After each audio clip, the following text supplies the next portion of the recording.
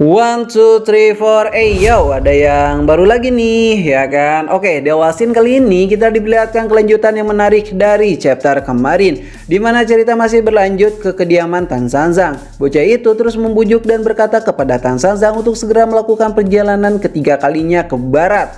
Tan Sanzang yang merasa ada yang aneh dengan bocah itu mulai mendekatinya sambil memukul kepala bocah itu.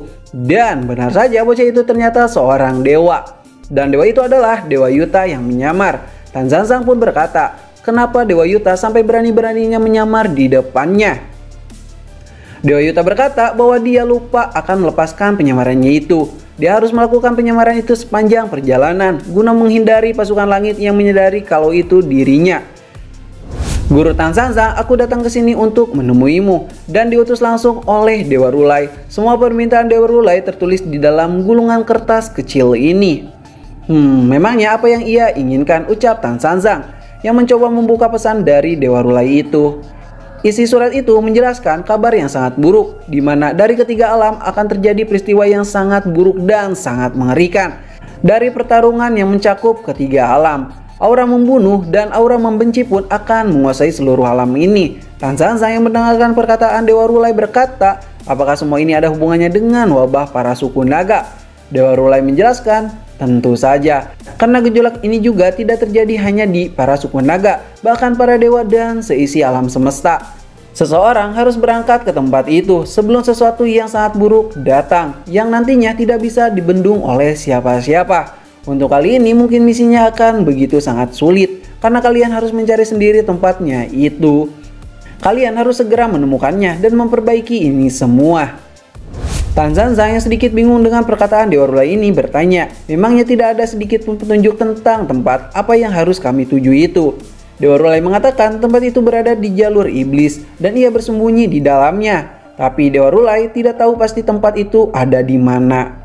Tan Sanzang yang mulai terpicu jiwa adrenalinnya mulai tersenyum-senyum sendiri, yang itu menandakan petualangan gila akan segera kembali, tepatnya di jalur monster ini. Lalu Buddha pun menjelaskan batu aneh yang dibawakan oleh Dewa Yuta itu adalah inti bumi. Batu aneh itu bisa membangkitkan sang raja keras Sun Wukong. Bayi langit senang mendengarkan Sun Wukong bisa kembali, langsung ditahan oleh Tan Sanzang. Tunggu dulu Bayi Lang.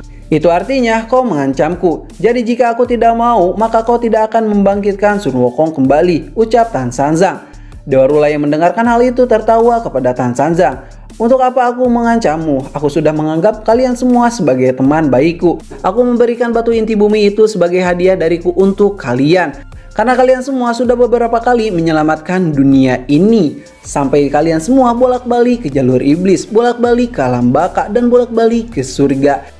Kalian semua adalah temanku yang benar-benar gila, sang pembela keadilan dan perdamaian yang sesungguhnya. Guru, kau dengar itu? Ucap Bayi Lang.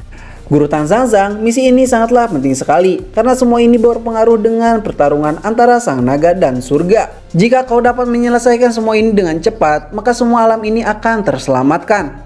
Kalau begitu, kalian semua setuju kan? Ya, tentu saja. Perjalanan baru kalian akan segera dimulai. Aku berharap perjalanan kalian selalu berjalan dengan lancar. Lalu tiba-tiba Sin pun berpindah ke istana surga, di mana Dewa Guan Yin dan Dewa Rulai sedang membicarakan tentang pertarungan baku hantam dengan suku naga. Dan mereka berdua akan menjadikan perang kali ini untuk memperlihatkan kepada semua orang jangan pernah mengusik kediaman surga. Meski mereka tahu dalam perang kali ini akan banyak sekali korban berjatuhan. Sementara itu di sisi lain Raja Dewa Barat dan Dewa Timur sedang berbincang-bincang. Mereka menceritakan tentang pertarungan surga versus suku naga. Mereka sedikit kesal karena mereka sudah tidak bisa mengikuti baku hantam kali ini karena usia tua mereka. Lalu Raja Barat menanyakan, jika begitu apa yang akan kita lakukan? Kita akan memantau dan melihat situasi saja, ucap Raja Timur. Karena dalam peperangan itu ada Jenderal Mata Tiga dan para jinggang murid-muridku. Sebaiknya kita percayakan semua itu kepada mereka. Lalu tiba-tiba Sin pun berpindah ke kediaman Guru Tan Sanzang, yang dimana mereka sudah bersiap-siap melakukan perjalanan baru mereka. Sebelum mereka berangkat, Dewa Yuta pun menanam batu inti bumi itu di dekat rumah Tan Sanzang, agar batu inti bisa bereinkarnasi menjadi sang raja keras Sun Wukong. Dewa Yuta pun mempercayakan batu itu kepada Beisi dan juga Tuan Putri Tengkorak Putih. Dewa Yuta bersama dengan Tan Sanzang melakukan perjalanan. Namun tiba-tiba cahaya emas dari atas langit pun menyala di atas kepala mereka, yang membuat siapa saja yang melihatnya ketakutan di sana. Dan itu pertanda para pasukan langit sudah mulai bergerak. Tan Sanzang berkata, perjalanan kali ini akan sangatlah sulit sekali diprediksi karena ketiga alam sedang tidak baik-baik saja. Perjalanan Tan Sanzang dan murid-muridnya pun dimulai. Perjalanan mereka kali ini mempunyai dua personil baru, yaitu Dewa Yuta dan si anak naga buntung Aoyi. Di saat semua orang sedang mencari persiapan bahan makanan untuk perjalanan mereka, Dewa Yuta dan Tan Sanzang pun berbicara di sana. Mereka sedang menceritakan tujuan mereka, yaitu tempat di mana semua inti permasalahan berada. Mereka juga sedang mencari cara bagaimana menemukan tempat itu dengan begitu cepat. Karena jika mereka telat, maka kehancuran alam semesta ini adalah taruhannya. Lalu Tan Sanzang pun mengkhawatirkan kedua murid kesayangannya itu, yaitu Aosu dan juga Baji. Karena Tan Sanzang tahu cahaya emas yang ada di atas langit sekarang adalah pasukan tentara langit yang sudah bergerak ke istana Naga Laut Timur. Kemudian Shin pun berpindah ke kerajaan Naga Laut Timur, di mana Aoling dan Baji kaget akan kehadiran para pasukan langit yang akan membantai mereka. Para pasukan langit pun berbaris rapi di sana, namun anehnya dari mata mereka terlihat warna merah menyala-nyala, yang menandakan itu semua tidak baik-baik saja. Baji yang melihat situasi yang membanggakan ini mau tidak mau harus ikut baku hantam dan membela para suku naga sampai mati. Baji pun agak sedikit panik karena sampai saat ini Aosu sang Raja Naga Emas kuno belum kembali. Baji yang merasa aneh dengan pertempuran ini, di mana para prajurit naga yang sakit tiba-tiba mulai sembuh dan malah ingin ikut baku hantam. Dan tatapan mata merah itu sama dengan para pasukan langit. Lalu para pasukan langit pun meloncat dari atas langit dan bam bam bam bam, baku hantam antara surga versus suku naga benar-benar dimulai. Semua prajurit mulai memperlihatkan gaya bertarung masing-masing. Baji yang melihat situasi, melihat ke atas langit, terlihat para jinggang dan juga Dewa Elang sedang memantau situasi perang. Baji yang berada di tengah-tengah baku hantam ini berusaha semaksimal mungkin untuk menahan para pasukan langit. Hantam sana, hantam sini, wacicau wacicau, kurang lebih ya begitu suara orang bertarung.